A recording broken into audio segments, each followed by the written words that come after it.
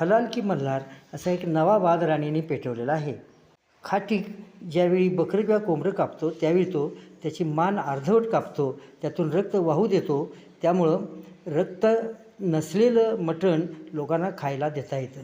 बकऱ्याचे रक्त भरून घेऊन ते रक्ती म्हणून विकलं जातं.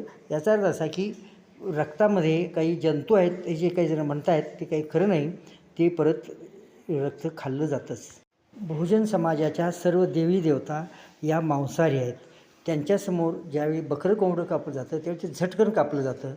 त्याला झटका पद्धत म्हणजेच आता नवीन दिलेलं नाव मल्हार पद्धत आहे. मल्हार पद्धत हे नाव देऊ नये अशी मागणी काही जणांनी केलेली आहे.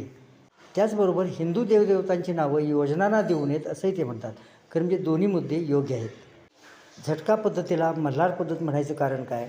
पण ज्यांना हिंदू मुस्लिम दंगली घडवायच्या आहेत त्यांच्यासाठी असलं काहीतरी काढत राहणं आवश्यक असतं. बौद्ध धर्माने ज्यावेळी यज्ञाला विरोध केला त्यावेळी त्यांच्या मागं शेतकऱ्यांची संख्या वाढली आणि यज्ञ संस्था बंद पडली, त्यातल्या हिंसा बंद झाली. तेव्हा त्याच्यावरती मात करण्यासाठी त्यावेळच्या ब्राह्मणांनी आपण शाकाहारी बनलो आहोत असं जाहीर केलं. मटण तर खायचं आहे पण हिंसा आपल्याला करायची नाही अशा पेचात बहुजन समाज अडकला. त्यावेळी त्यांनी समाजामध्ये मुल्लानी ही एक नवीन जात तयार केली.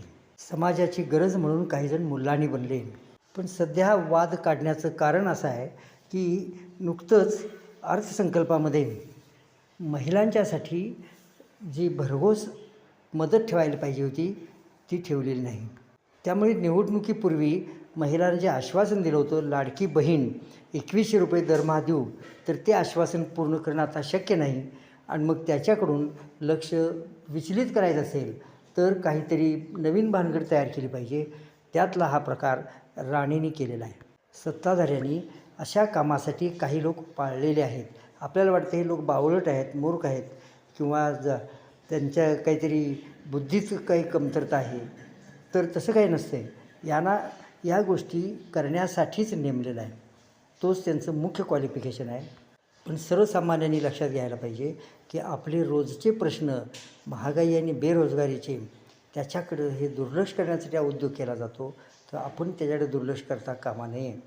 यांचं ऐकून कष्टकऱ्यांनी गरिबांनी आपसात हिंदू मुस्लिम बनून भांडू नये. आणि हे शहाणपण बरंचसं आता समाजात यायला लागलं असं दिसतंय. हिंदू मुस्लिम दंगली घडवणारी ही मंडळी म्हणजे मनोविकृत आहेत हे जरी आपल्याला माहिती असलं तरी आपण ध्यानात घ्यायला पाहिजे. त्यांच्या मागं किती वाहत जायचं हे हिंदू धर्माचे किंवा मुस्लिम धर्माचे प्रवक्ते वगैरे नव्हेत. हिंदू मुस्लिम सिख इसाई हम